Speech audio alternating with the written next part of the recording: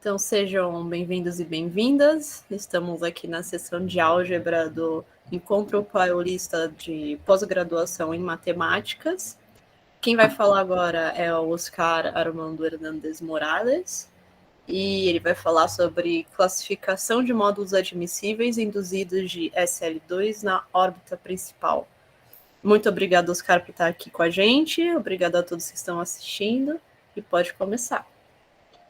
Muito obrigado, agradeço realmente a oportunidade de poder apresentar, agradeço os organizadores do evento, sei que é bastante trabalho, então eu realmente agradeço muito a oportunidade que está me dando.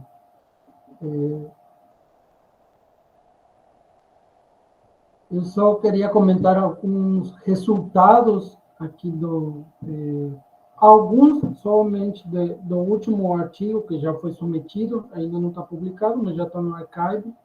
Então, temos esse caso aqui, que é a órbita principal. Eu vou comentar rapidamente sobre cada um dos elementos que trata.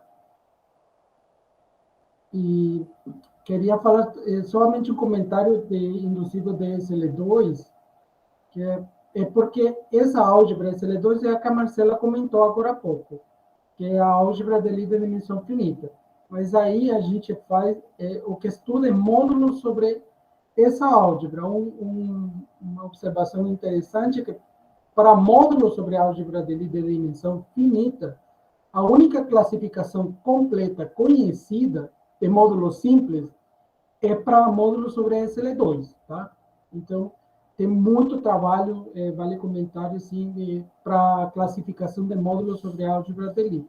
Então, a gente sempre, às vezes, usa essa hipótese porque a gente conhece todos os módulos sobre SL2. Em geral, a gente não tem uma classificação completa. E por isso que, às vezes, é um pouco difícil trabalhar nesse tipo de módulo.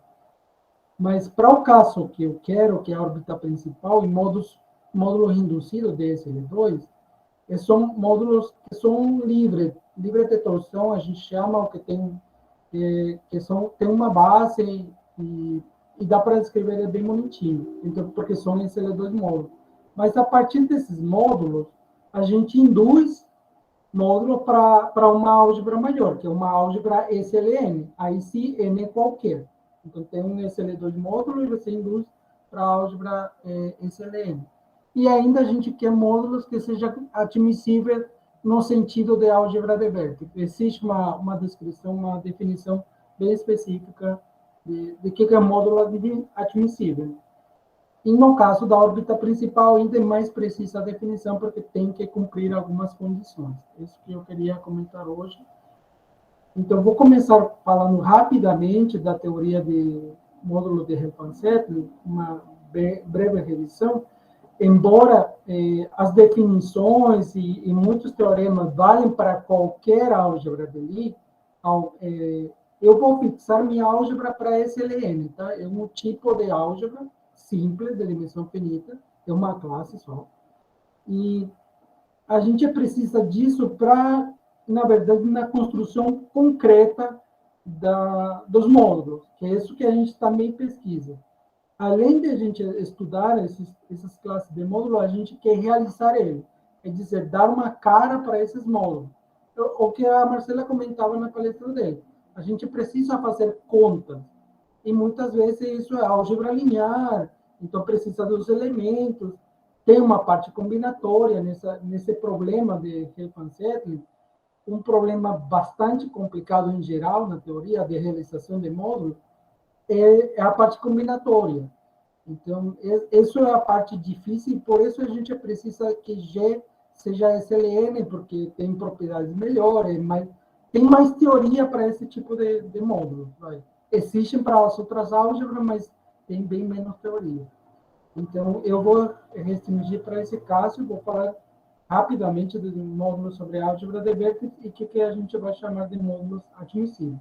Isso que vai ser o resultado. No final, eu apresento alguns resultados que a gente teve nessa teoria. Então, como comentei, A álgebra G, na palestra, vai ser SLN mais 1, sobre os complexos, essa parte importante também.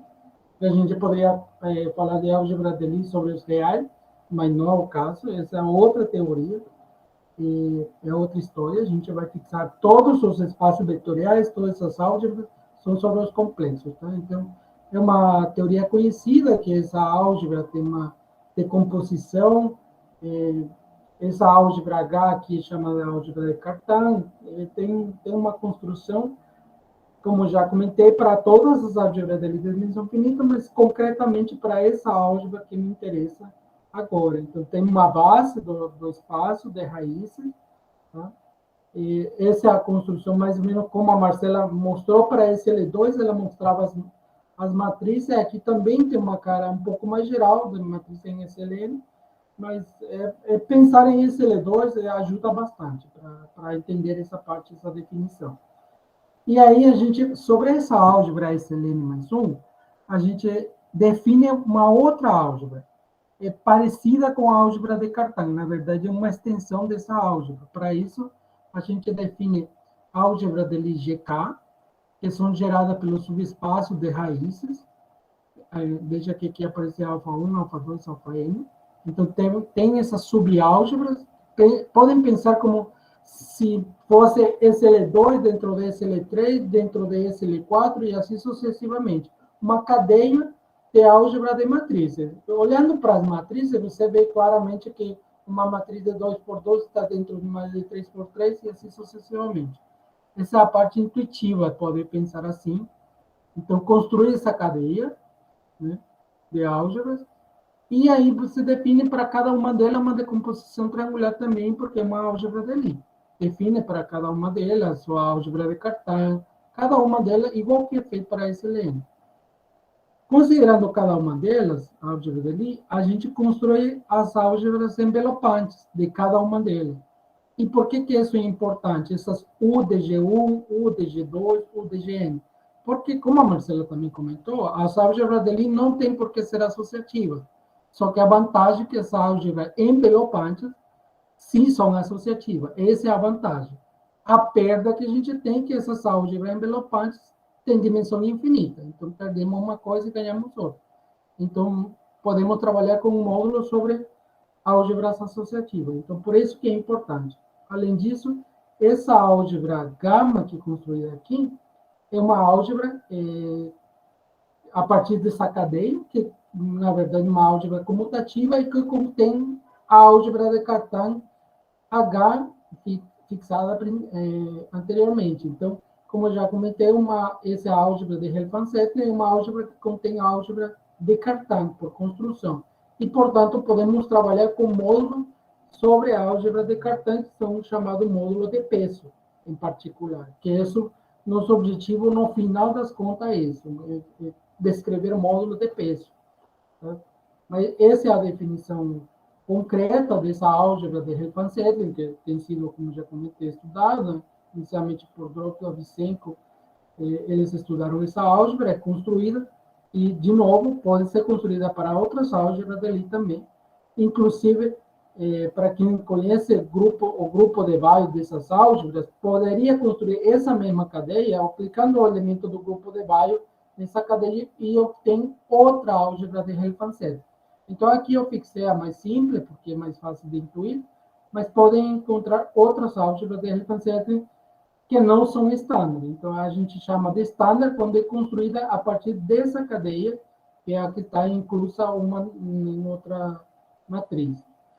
E a partir dessa álgebra, a gente define módulos de Helfand-Sattler, que são módulos sobre essa álgebra. Basicamente, o que a gente está querendo estender é a ideia de espaços vetoriais. A gente faz a decomposição espectral do espaço vetorial, mas para essa álgebra. Isso é essencialmente o que a gente está fazendo. Pensar no autovalores e autovetores generalizado, por isso aqui tem esse M de M. Então, é a mesma ideia para essa álgebra de Helfand-Sattler. Então, não é mais do que isso. E aí a gente pode definir o caráter do módulo de Helfand-Sattler da mesma maneira que faz para espaço vetorial. E em outros contextos também, só que para essa álgebra em particular. Aí, essa definição é bastante abstrata, e por isso a gente usa essa construção aqui, que é mais explícita.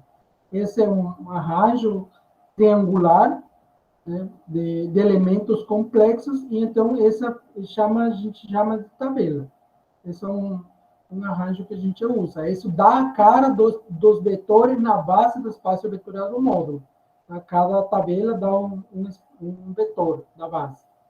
E por isso que a gente aqui entra na parte mais combinatória, porque existem várias maneiras de fazer esses arranjos, porque os elementos nas entradas são arbitrários, mas isso não quer dizer que, dado uma tabela, eu posso construir o espaço vetorial. Tudo bem, o espaço vetorial gerado por essas tabelas como combinação linear. O ponto-chave é se esse espaço vetorial vai me dar um módulo sobre a álgebra que eu quero, que é a álgebra G. Isso que é a parte difícil e que, em geral, não é verdade. Existem condições, mas ainda, quando eu falo para vocês, olha, esse espaço vetorial tem que ser um módulo com essa ação, porque essa ação é a ação da álgebra G no módulo, que eu acabei de... no espaço vetorial, desculpa. Então, essas fórmulas têm que dar um módulo como a álgebra de Lie. Isso, em geral, não vale, né? E essa é a parte um pouco mais difícil de enxergar, às vezes. Quais são os espaços vetoriais que me dão módulo sobre a álgebra SLN? E esse foi um trabalho já feito no caso de módulos fortemente mansos. Tá? Isso foi definido, como já comentei, uma parte mais combinatória. Precisa de ver os grafos associados a esses módulos e você tem condições para dizer quando esse grafo vai ter um espaço vetorial associado que vai sim ser um módulo. Tá? Então, com essa construção, a gente conhecia, a gente estendeu a definição, porque esses módulos fortemente mansos têm a propriedade que a álgebra de Helfand-Settling tem multiplicidade 1. Então, os espaços vetoriais podem ter autoespaços de dimensão maior, né? 2, 3, n, qualquer, mas olhando para a álgebra de Helfand-Settling tem dimensão 1. Então, fica muito mais simples nesse sentido. Podem existir módulos de Helfand-Settling que tenham autoespaços maiores de dimensão 1, mas não é o que nos interessa. Quando isso acontece, a gente descreve uma base explícita para o módulo. E por isso que nos interessa tanto esse tipo de módulo manso de Helfand-Settling. Então, aqui um exemplo de módulos que são de Helfand-Settling, mas que não são mansos. Manso para essa álgebra estándar, que é a álgebra que eu estou usando agora, é aquela que está fixada. Então, nesse trabalho, de Futone, Grancharo e Ramírez e Sadonasky, eles mostram que esse módulo de Verma não é um módulo de Helfand-Settling manso para essa álgebra. Então, o que é um problema em aberto é se existe outra álgebra de Helfand-Settling para a qual esse mesmo módulo sim seja manso. Esse é um problema em aberto que não se sabe, para esse L3 estamos trabalhando nisso, mas em geral é um problema que não sabemos ainda. Temos uma conjectura que sim, mas encontrar essa álgebra não é um trabalho fácil.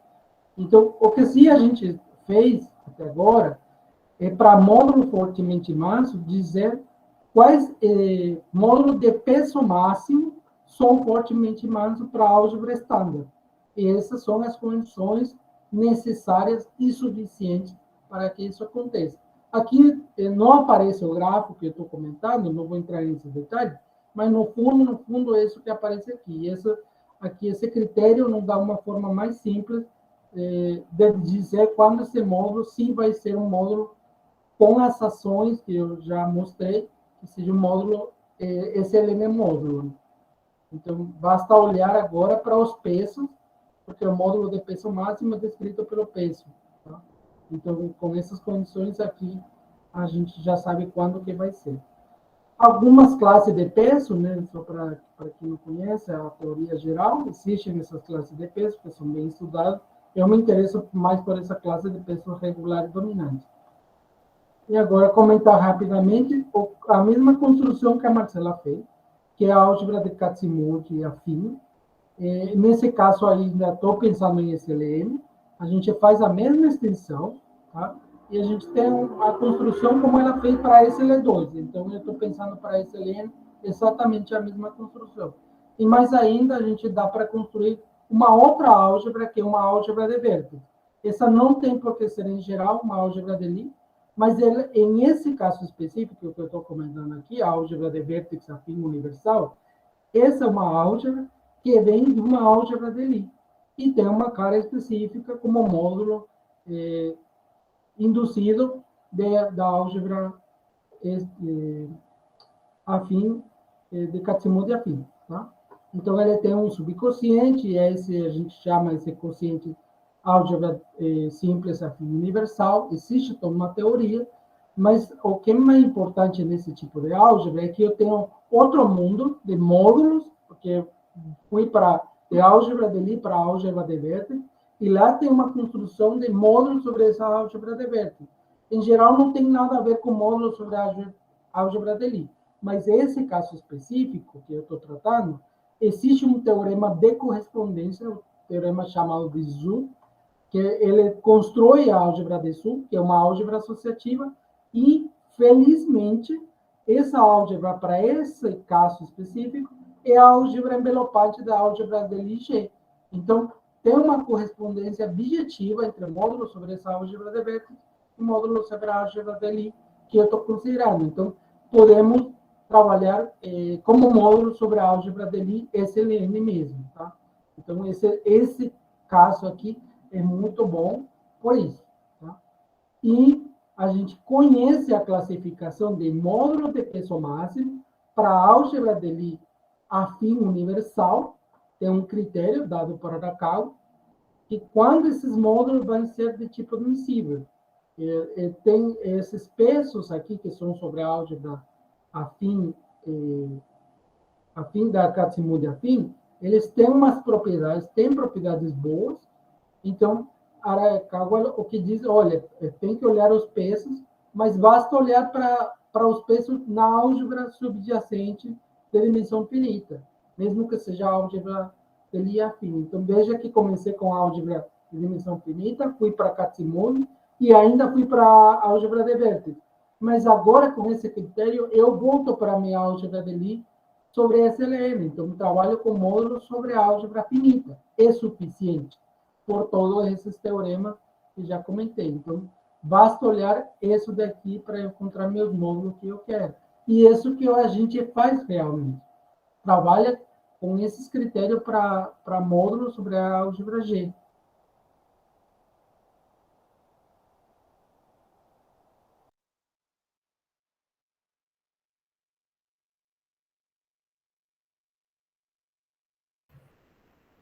Só eu parei de ouvir o Oscar? Parei também. Eu também. Sim. Acho que quando você entrou nesse slide 16, a gente parou de te ouvir. Que curioso. Pode falar, Oscar. Agora você tá mutado, né? Antes não tava, por algum motivo a gente parou de te ouvir sem estar mutado. Você pode se desmutar?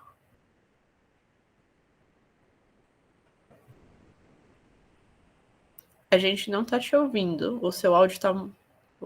Ok. A clássica técnica de apertar o F5. Vamos aguardar um pouquinho.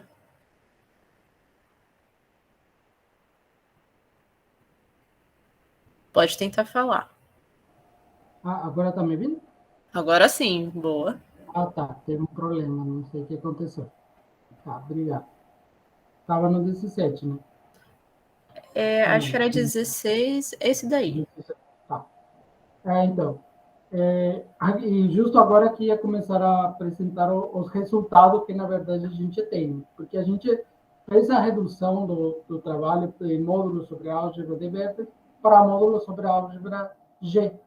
Então, aqui a gente começa a dar a descrição, que é o que a gente quer, porque a gente conhece a classificação de Arakawa, mas a gente não sabia se eram esses módulos classificados por Arakawa eram de Reifan-Setti mansos, ou mais ainda, fortemente mansos. E essa é a primeira coisa que a gente demonstrou.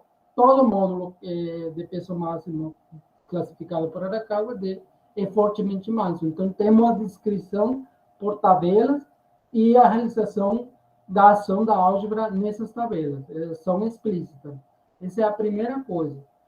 E um corolário, esse é um corolário importante, né? Esse corolário aqui, que é a parte na classificação de Arakawa. Mas olhando mais concretamente na álgebra, na órbita principal, eu tenho esses pesos. Para a órbita principal, tem essa descrição explícita. Veja que aqui aparecem os coeficientes Rn, P sobre Q são números inteiros coprimos, P sobre Q. Então, essas basicamente são coordenadas do vetorzinho de peso, que são racionais. Então, tem uma cara mais específica. Por isso, digo que esse tipo de módulo é mais concreto, e, em particular, a gente pode demonstrar que esses pesos têm mais propriedades, porque eles não são só regulares dominantes, como também antidominantes. E isso significa, para a teoria da álgebra de Lie, que os módulos de peso máximo, na verdade, são módulos de Fermat. Ou seja, tem propriedades universais para esse tipo de módulo na órbita principal. Por isso que é tão particular. Para esse caso específico, a gente mostra que todos eles são fortemente mansos e dá uma descrição, na verdade, mais do que fortemente manso para a álgebra estándar. É fortemente manso para qualquer álgebra que vem da álgebra utilizando o elemento do grupo de Weyl. Lembra que no começo comentei que poderia a álgebra ou a cadeia de subálgebra aplicar elemento do grupo de Weyl? Então, aqui, esse caso particular também vale. Então, vale mais geral do que só para estándar. Vale para outras álgebras de Refan-Serer. E isso que, em geral, não é verdade. Não é verdade que qualquer módulo de peso máximo seja manso ou fortemente manso para qualquer álgebra de Refan-Serer. Em esse caso específico, sim. Finalmente, é a realização dos módulos induzidos de SL2 que eu comentei. Aqui dá uma descrição aos critérios. Na verdade, é utilizar localização torcida do módulo de peso máximo que já construí na álgebra, na órbita principal. E aqui tem um critério, e ele diz que esses módulos são todos os módulos induzidos de SL2 na órbita principal. Então, aqui tem uma classificação completa de todos esses módulos induzidos de SL2.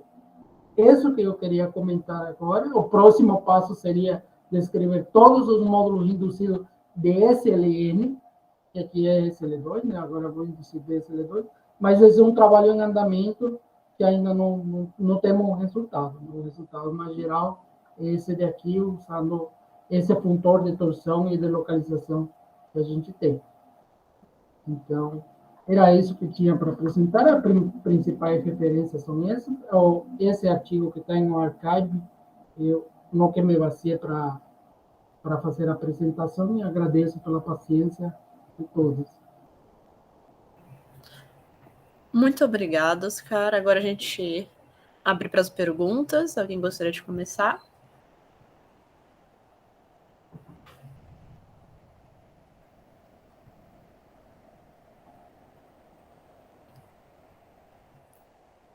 Não sei, acho que você gostaria de comentar um pouquinho mais sobre esse último teorema que você colocou, que é o que, assim, pelo que eu entendi, vocês não terminaram de demonstrar, né? Ainda não chegou, assim, o que vocês têm agora. Tá, esse teorema é o teorema, digamos assim, mais importante no sentido porque dá novos módulos, que Arakawa descreveu todos os módulos de peso máximo admissível.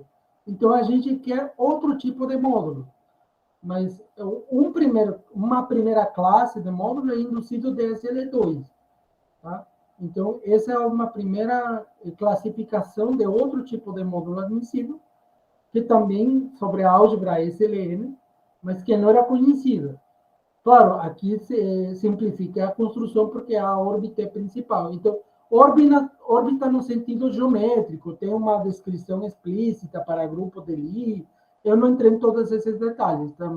Mas olhando esse tipo de módulo admissível, a gente pode separar em órbitas nilpotentes. Tá? Então, existem vários pesos em várias órbitas que Arakawa não diz onde que estão, ele diz todos os pesos.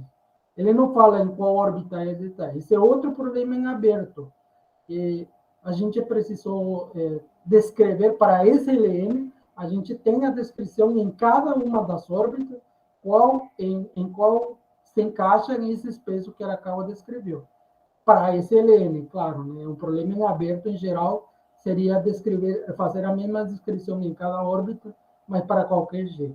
Isso ainda a gente não tem. Esse é outro resultado que eu não comentei, mas fixando essa órbita, a gente tem todos induzidos desse L2 na órbita principal que estão aí.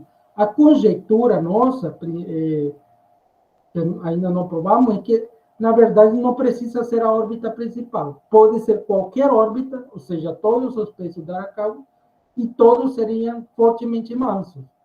Mas isso ainda a gente não provou. Tá? Então, todo induzido de SL2 é fortemente manso, ou seja, temos uma construção, a realização de todos eles. A classificação e a realização por tabelas de todos esses espaços, todos esses módulos. Tá? Então, eu queria só encerrar aqui e agradeço mais uma vez pela paciência e a oportunidade também. Tá? A gente agradece a apresentação, um trabalho bem interessante mesmo, parabéns. Agradeço por estar aqui, então, apresentando para a gente. Vou parar aqui.